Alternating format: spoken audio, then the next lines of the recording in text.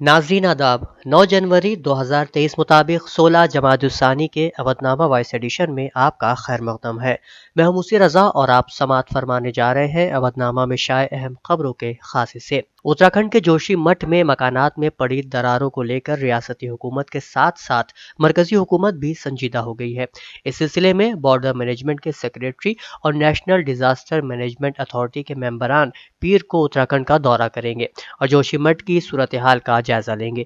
यह फैसला आज वजीर आजम के प्रिंसिपल सेक्रेटरी PK शर्मा के जरिए जोशीमठ की सूरत हाल पर एक आला सतही जायजा मीटिंग के बाद किया गया।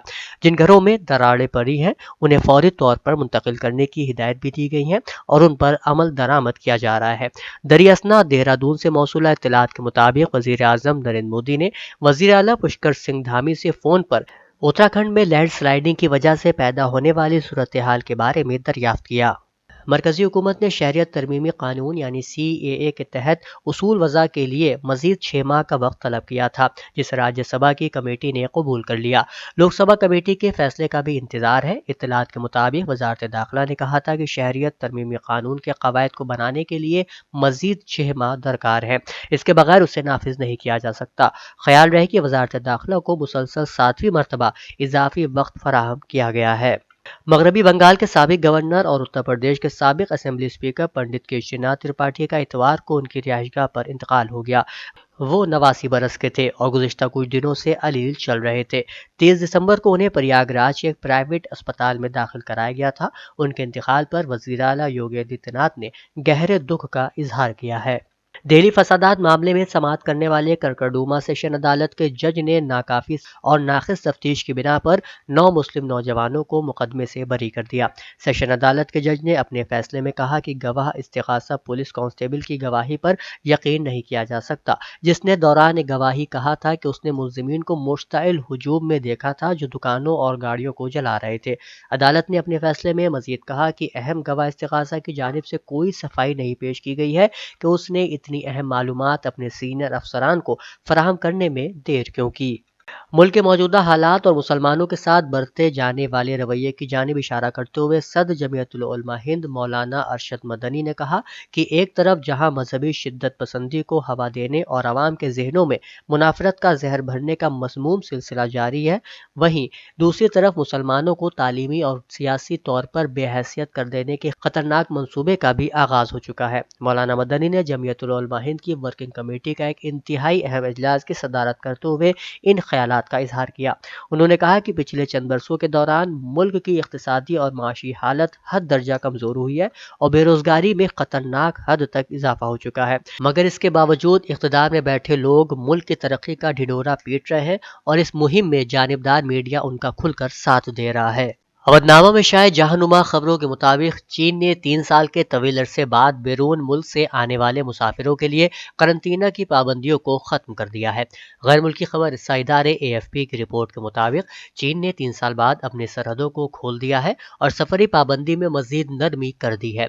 बैरून मुल्क से आने वाले मुसाफिरों के लिए सरहद खोलने के बाद हांगकांग से मुमकिना तौर पर आइंदा 8 हफ्तों में 4 लाख से ज्यादा अफराद सफर करेंगे। हिजबुल्लाह लिबनान के एक नुमाइंदे हसन हुब्बुल्लाह ने रूसी न्यूज़ एजेंसी से बात करते हुए कहा है कि अमेरिका ने गासिब सहूनी रियासत को नसीहत की है कि वो फिलिस्तीन के अंदर मामूल से हटकर कोई काम ना करे, जबकि सहूनी रियासत के वजीर एतार मारबेन गुएर ने मस्जिद अक्सा की बेहुरमती की है।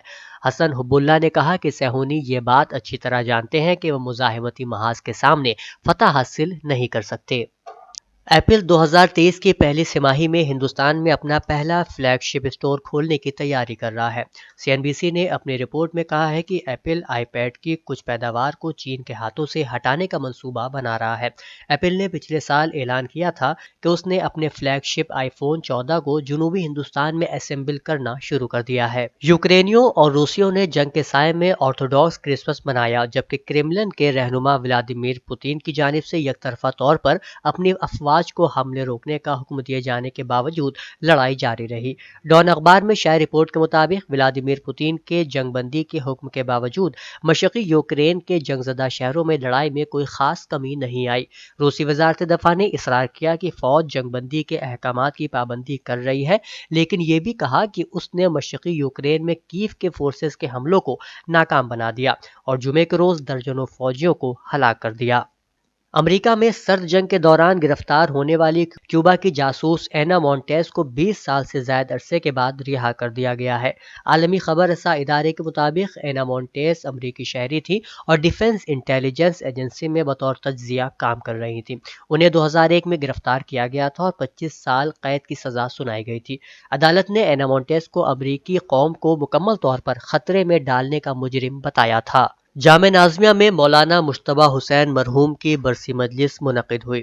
مجلس کو خطاب کرتے ہوئے آیت اللہ سید حمید الحسن نے کہا کہ انسانیت اور اشرف المخلوقات کے اعتبار سے ہمیں کچھ ذمہ داریاں دی گئی ہیں کہ اگر ہم ان ذمہ داریوں کو اپنا عینی فریضہ سمجھ کر انجام دیں تو جس نے ہمیں ذمہ داریاں دی ہیں وہ ضرور خوش ہوگا، اور اگر ہم ان میں کوئی کمی کریں تو وہ کہے گا کہ اس کو ٹھیک کرو۔ اگر ہم نے ٹھیک کر لیا تو اس کی خوشی کا سبب بنے گا، اگر ہم نے ٹھیک نہیں کیا تو یہی اس کی ناراضگی کا سبب بنے گا۔ آخر میں آیت اللہ سید حمید الحسن نے مولانا مجتبی حسین کے معیار علم اور نازمیہ کے تئیں اپنے بے لوث خدمات کا ذکر کرتے ہوئے کہا کہ مولانا مجتبی حسین مرحوم بہترین اصول پسند اور وقت کے تئیں بے حد حساس تھے۔ مجلس کا اختتام مصائب امام حسین علیہ السلام پر ہوا۔ مجلس کے بعد مولانا مجتبی حسین کی حیات و خدمات پر منحصر کتاب دوام الحیات کا آیت اللہ سید حمید الحسن نے اجرا کیا۔ انہوں نے کتاب کو ترتیب دینے والے مولانا محمد رضا علیہ اور معاونین مولانا محمد حسنین، مولانا ظہیر عباس، محتمم محمد شان عباس کی بھی ستائش کی۔ ڈائریکٹر اور سپا پارٹی لیڈر منیش جگن اگروال کو سماج وادی پارٹی کے آفیشیل ٹویٹر ہینڈل سے ناشائستہ اور غیر مہذب تبصرہ کرنے پر گرفتار کیا گیا تھا۔ حضرت گنج پولیس کے ذریعے گرفتاری کی اطلاع ملتے ہی سابق وزیر اعلیٰ اور ایس پی کے قومی صدر Akhilesh Yadav D G P office پہنچے۔ ناراض سابق وزیر اعلیٰ نے پولیس افسران پر جم کر حملہ کیا۔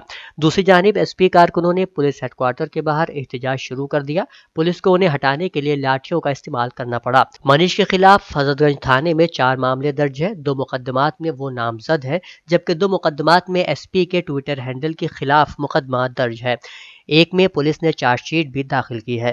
دوسری طرف ایس پی ریاستی صدر نریش اتم کی تحریر پر ایس پی رکن پارلیمنٹ ڈمپل یادو پر نازیبا تبصرہ کرنے پر بی جے پی کی خاتون لیڈر ریچا راجپوت کے خلاف بھی مقدمہ درج کیا گیا ہے۔ اتر پردیش کے سابق حج اوقاف کے وزیر مملکت محسن رضا نے سنی اور شیعہ وقف بورڈ میں بڑے پیمانے پر ہونے والی بدعنوانی کے حوالے سے اتر پردیش کے وزیر اعلیٰ یوگی آدتیہ ناتھ سے ملاقات کر کے حالات سے آگاہ کرنے کا دعویٰ کیا ہے۔ انہوں نے دعویٰ کیا کہ اتر پردیش سنی سینٹرل وقف بورڈ میں سب سے زیادہ اوقاف املاک مندرج ہے۔ یہاں کے ملازمین اور افسران بدعنوانی میں ملوث ہیں۔ بورڈ کی ساز باز سے وقف املاک غیر قانونی طور پر فروخت کی جاتی ہے، رقم لے کر کے کمیٹیاں بنائی جاتی ہیں، متولی بھی بنائے جاتے ہیں۔ انہوں نے کہا کہ مسلمان ہی مسلمان کا استحصال کر رہا ہے، لہٰذا ہم چاہتے ہیں کہ وزیر اعلیٰ وقف بورڈ میں اعلیٰ افسر کی تقرری کر کے اس کی نگرانی خود کریں۔ سیتاپور ضلع کے بسوان کوتوالی علاقے کے تحت شہر کے جھجر علاقے میں 2 بچوں کے ساتھ جوڑے کی موت ہو گئی۔ ہفتے کی رات سردی سے بچنے کے لیے پیٹرومیکس جلا کر چاروں ایک ہی کمرے میں سوئے تھے۔ خیال کیا جا رہا ہے کہ چاروں کی موت دم گھٹنے کی وجہ سے ہوئی ہے۔ یو پی میں کورونا کے ایکٹیو کیسز کی تعداد 26 تک پہنچ گئی ہے۔ گزشتہ 24 گھنٹوں کے دوران کورونا سے متاثرہ کوئی نیا مریض سامنے نہیں آیا۔ اتوار کی صبح آئی رپورٹ میں 5 مریض صحت یاب بھی ہوئے ہیں۔ اس دوران 60,153 نمونوں کی جانچ بھی کی گئی ہے۔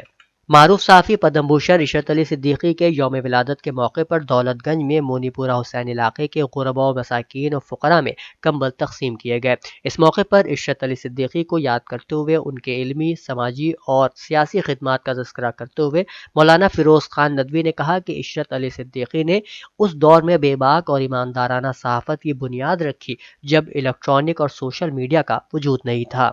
وہی علامہ Shibli Nomani memorial medical help line کے زیر اہتمام ایک کمبل تقسیم پروگرام اندرا نگر میں شہناز اعظمی کے مالی تعاون سے منعقد کیا گیا، جس میں مہمان خصوصی کے طور پر شمس تبریز نے شرکت کی۔ نظامت کے فرائض ڈاکٹر مسیح الدین نے انجام دیے۔ شہناز اعظمی نے تقریباً 35 ضرورت مندوں میں کمبل تقسیم کرتے ہوئے کہا کہ تنظیم کا یہ کام لوگوں میں ہم آہنگی اور رواداری کو فروغ دیتا ہے۔